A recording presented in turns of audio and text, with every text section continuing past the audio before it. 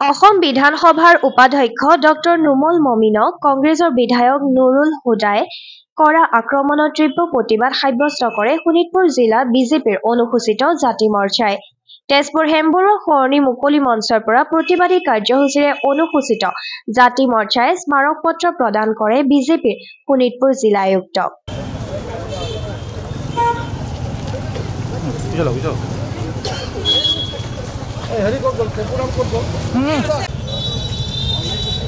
অসম বিধানসভাৰ উপাধ্যক্ষ ডাক্তৰ নুমল মমিনৰ ওপৰত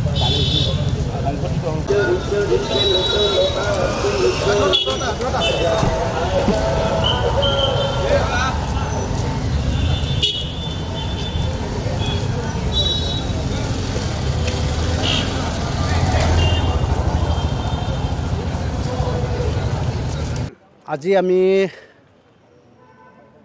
শোণিতপুৰ জিলা ভাৰতীয় জনতা পাৰ্টিৰ অনুসূচিত জনজাতি মৰ্চাৰ উদ্যোগত আমি আজি প্ৰতিবাদী অৱস্থান কাৰ্যসূচী হাতত লৈছোঁ। কাৰণ যোৱাকালি আমাৰ অসম বিধানসভাৰ পবিত্ৰ বিধানসভাৰ উপাধ্যক্ষ সন্মানীয় নুমল মমিন ডাঙৰীয়াক বংগমূলৰ যি এজন গুণ্ডাৰূপী কংগ্ৰেছী বিধায়কে যি শাৰীৰিকভাৱে তেখেতক আক্ৰমণ কৰিছিল